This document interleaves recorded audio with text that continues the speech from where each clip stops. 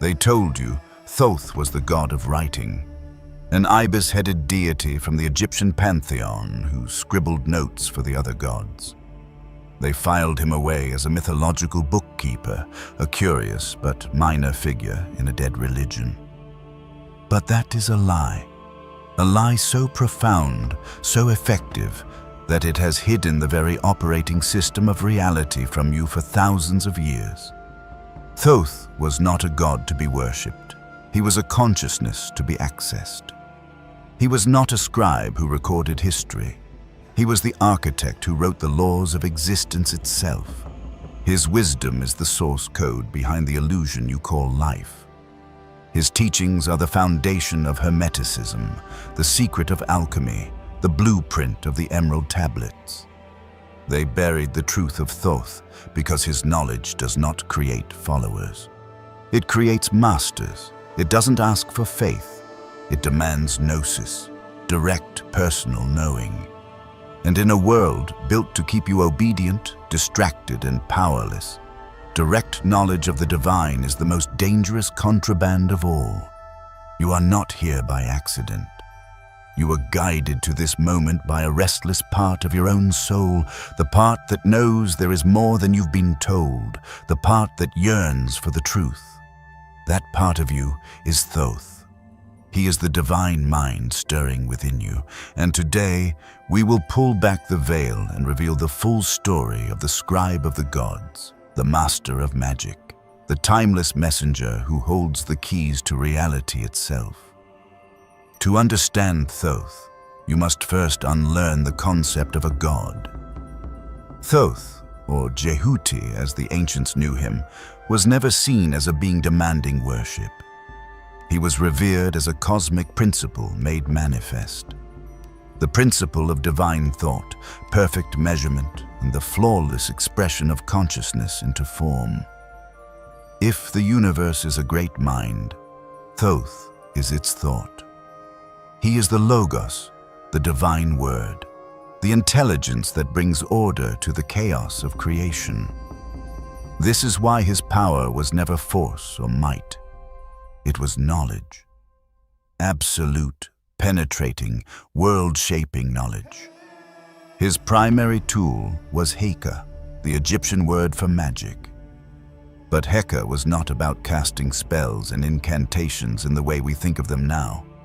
Heka is the fundamental power of divine utterance. It is the understanding that consciousness, through focused vibration, through words, symbols, and sounds, can structure energy into matter. Thoth did not just record reality, his words created it. He was the author of the cosmic software. This is why he was known as the master of hieroglyphs. The sacred carvings were not a simple alphabet. Each symbol was an ideogram of power, a visual mantra that contained the vibrational essence of the force it represented. To write the symbol for life was not just to describe it, it was to invoke it. This is a truth so potent that its echo survives in our own language. We speak of casting a spell, and the act of writing letters is spelling. Thoth understood this connection perfectly. He knew that language doesn't just reflect reality, it generates it. The story you tell shapes the world you see. This is the power they have hidden from you. They taught you that your words are meaningless, that your thoughts are just internal chatter. They wanted you to believe that reality is a fixed, external thing that you have no influence over. But Thoth teaches the opposite. He teaches that you are a scribe of your own existence. The inner narrator in your head, the one constantly defining who you are, what you're capable of, what the world is like. That is your inner Thoth at work.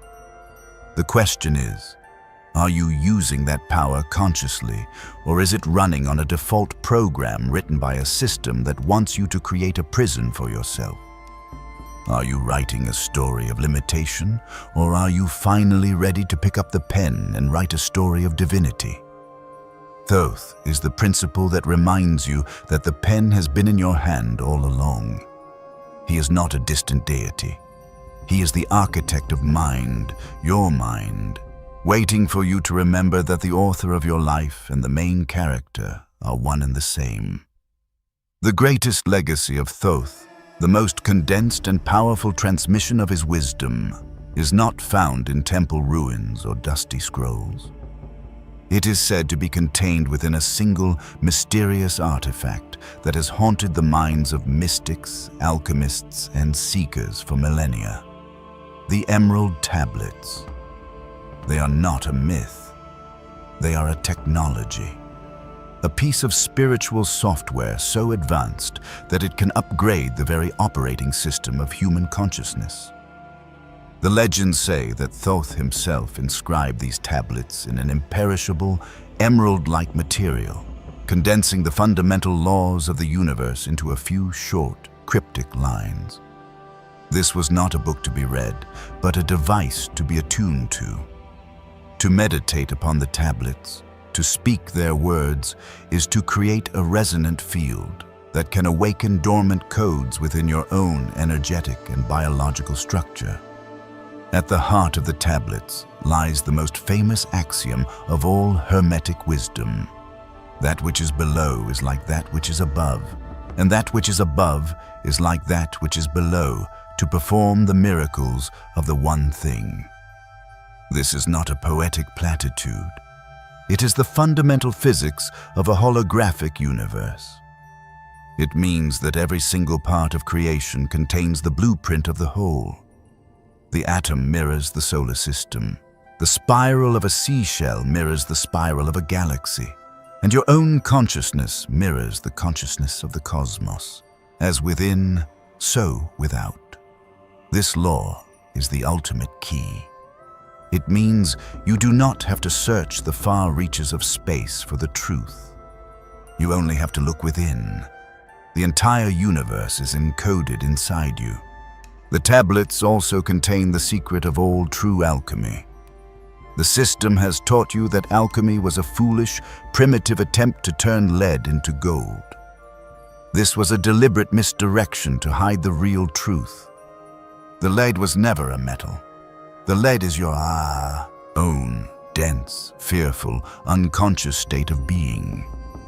The gold is the awakened, illuminated, divine consciousness. And the tablets provide the formula for this transmutation. They teach that all things are simply vibration. The difference between fear and love, between ignorance and gnosis, between lead and gold, is merely a difference in frequency. By understanding and applying the laws of vibration, you can learn to raise your own frequency, to transmute the lead of your lower nature into the gold of your higher self. This is not positive thinking. This is spiritual science. And where does this transformation lead? The tablets speak of a mysterious, hidden realm, the halls of Amenti. This is not a physical place on or under the earth. It is a dimensional reality, a space outside of linear time where the great ascended masters, the children of light, reside.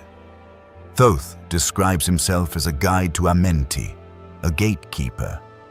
This is his cosmic classroom, an initiatory school for souls who have advanced far enough on the path to learn directly from the masters. It is the ultimate mystery school where the illusions of time and death are shattered and the soul learns its true eternal nature. The path to Amenti is not found on any map. It is a path of frequency. You can only enter when your own vibration matches the key to the gate. This is why the Emerald Tablets are so dangerous to the systems of control. They are a direct, personal roadmap to ascension. They do not require a priest, a church, or a savior. They require only a sincere seeker, a courageous heart, and a disciplined mind. The tablets are a living technology, waiting. They have survived every attempt to destroy or suppress them because their truth is not just written on a physical object. It is encoded into the very fabric of reality itself. And when a soul is ready to remember, The frequency of the tablets will call to it across time and space, whispering the same timeless truths. You are the microcosm. You hold the whole. And the path to the stars is, and always has been, within. The wisdom of Thoth did not die with the fading dynasties of Egypt. A consciousness so vast cannot be contained by a single culture or a single era. As the world shifted, as empires rose and fell, the intelligence of Thoth was reborn, veiled in a new form, speaking through a new voice. This is the origin of one of the most mysterious figures in all of Western esotericism, Hermes Trismegistus. The Greeks, upon encountering the profound wisdom of the Egyptian priesthood, recognized an undeniable parallel between their own god Hermes, the messenger, the guide of souls, the master of communication, and the Egyptian master of knowledge, Thoth. The syncretism was not a casual blending of myths. It was the recognition that they were looking at two faces of the same cosmic principle. And so, Thoth Hermes was born. He was given the epithet Trismegistus, meaning thrice great. Why? Because he was said to be the master of the three parts of the wisdom of the whole universe: alchemy, the transmutation of matter and self; astrology, the understanding of the correspondence between the macrocosm and the microcosm; and the urgy, the science of divine magic, of aligning one's will with the will of the divine to create change in reality. This title signifies mastery over the three worlds: the physical, the mental, and the spiritual. Hermes Trismegistus is the ultimate guide, the soul who can freely traverse all planes of existence, the bridge between humanity and the gods. This was not a new god. This was the continuation of an ancient, unbroken lineage of wisdom.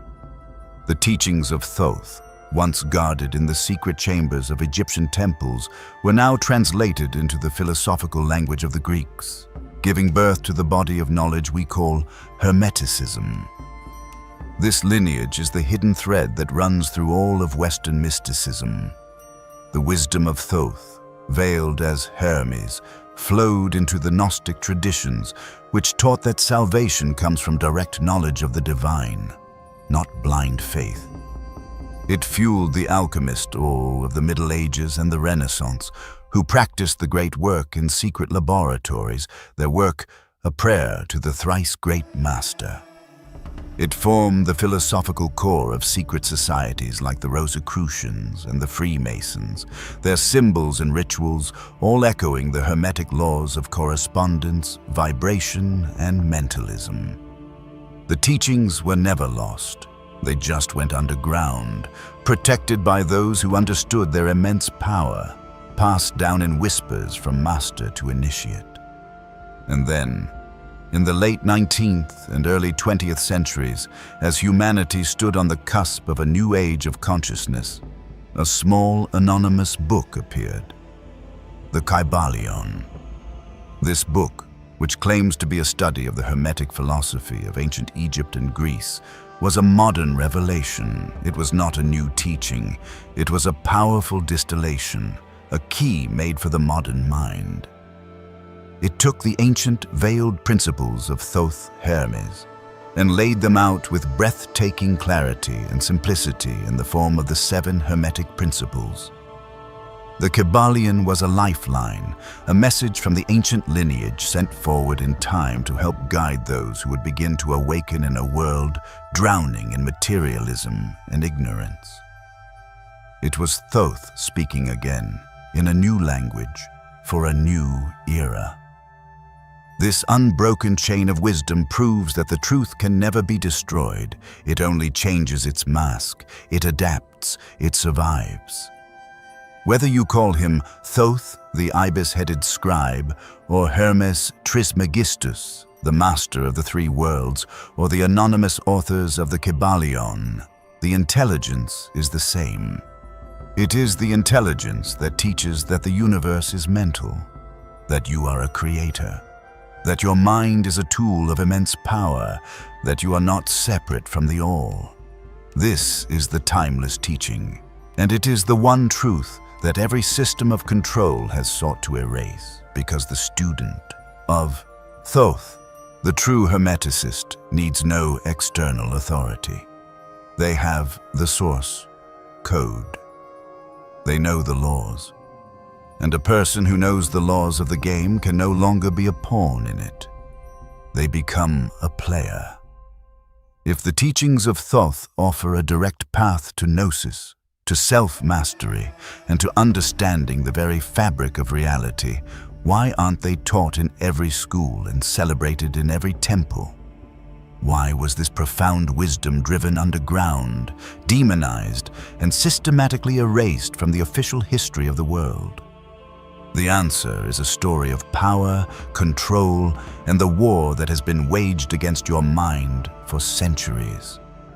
The core threat of Thoth's wisdom is simple. It makes you sovereign. The Hermetic path is a path of direct, personal knowledge. It teaches you how to read the book of nature, how to master the forces within your own consciousness, how to connect with the divine mind without an intermediary. And a population of sovereign individuals who can think for themselves is the ultimate threat to any institution built on controlling the thoughts of others. The war on gnosis began in earnest with the burning of the great libraries, most famously the Library of Alexandria. This was not just a tragic casualty of war. It was a targeted assassination of knowledge. The Library of Alexandria was the greatest repository of ancient wisdom the world had ever known, containing hundreds of thousands of scrolls on philosophy, science, and the esoteric mysteries, including countless texts on Hermetic thought. Its destruction was an act of wiping the hard drive of humanity. It was an attempt to erase the operating manual for consciousness, leaving future generations to stumble in the dark. Who benefits from a world that has forgotten its own wisdom? Those who wish to write a new, simpler, more controllable story. And so, a new story was written. The age of gnosis was replaced by the age of blind faith. The complex, nuanced spiritual sciences of the ancient world were supplanted by rigid, dogmatic religions that demanded only one thing: belief without question. The path of Thoth, which requires study, contemplation, discipline, and the courage to face reality as it is, was deemed heretical. The new systems offered an easier path. Simply believe what you are told, obey the rules, and you will be saved. The priest replaced the initiate. Dogma replaced knowledge. Fear of God replaced the quest to understand the mind of God.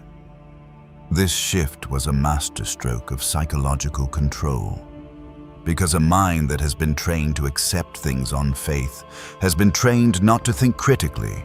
An unquestioning population is an obedient one, and Thoth himself had to be diminished.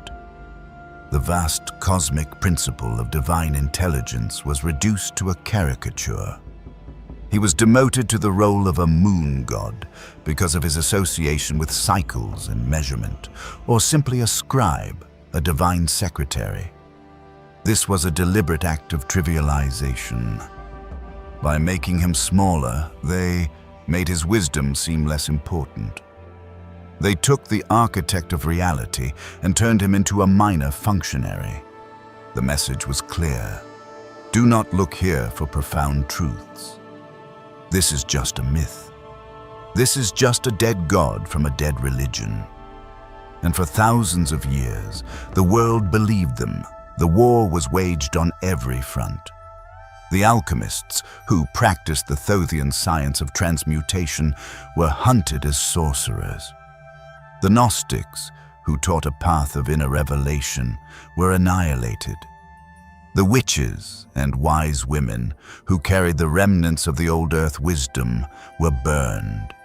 Anything that hinted at personal power, at direct knowledge, at a reality beyond the one sanctioned by the church and state, was targeted for destruction.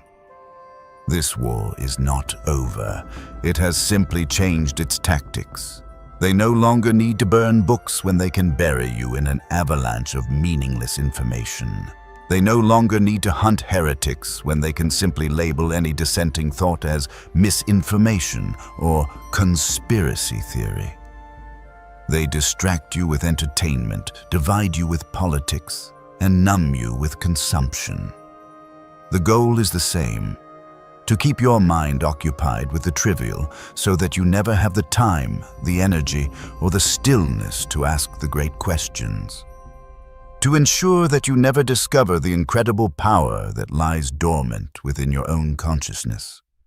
They buried Thoth, not because he was false, but because he is eternally true. And his truth is a key that unlocks the prison door they have built around your mind. And despite all their efforts, that key has now found its way to you. The path of Thoth is not a religion you join. It is a state of being you cultivate. It is the conscious decision to stop being a passive consumer of reality and to become an active, lifelong seeker of wisdom and truth. It is the path of the inner architect, the one who takes responsibility for the design of their own consciousness.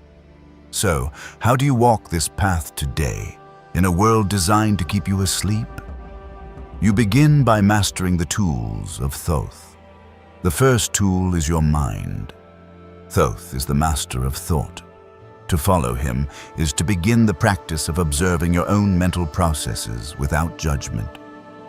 Meditation is not just about relaxation, it is about becoming the master of your inner kingdom. You learn to quiet the noise, to discern the signal from the static, to choose your thoughts with the same precision a scribe chooses his words. You realize your mind can be your greatest prison or your greatest palace. The choice is in who is wielding the power, your conditioned ego or your awakened awareness. The second tool is your language. Remember, words are magic. Spelling is a spell. Become conscious of the story you tell every day, both to others and to yourself. What words do you use to define your reality? Do you speak of lack, of struggle, of impossibility? Or do you speak of potential, of learning, of creation? The universe is listening to the vibration of your words and mirroring that reality back to you. To be a student of Thoth is to become a master of sacred language, to use your voice not to complain or condemn, but to affirm, to create, and to call forth the reality you choose to inhabit. The third tool is the study of patterns. Thoth is the master of measurement and order. He sees the divine geometry behind all of creation. You can learn to see this too. Study synchronicity in your life. Look for the repeating numbers, the chance encounters, the meaningful coincidences. They are not random. They are the language of the universe speaking to you, showing you that you are on the right path. Study sacred geometry, the flower of life, the Platonic solids, not as abstract concepts, but as the energetic blueprints of existence. See how these patterns repeat in nature, in art, in your own body. This trains your mind to see beyond the surface and recognize the divine architecture that underpins everything.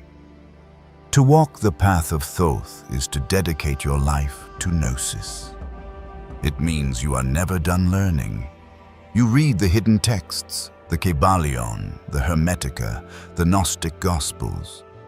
You study the lives of the great masters, but you do not worship them. You seek to understand the principles they embodied. You test everything against your own direct experience. The path of Thoth is not about accumulating information. It is about embodying wisdom. It is about living a life of such clarity, integrity, and conscious awareness that your very presence becomes an ordering force in a chaotic world. You become the scribe of your own life.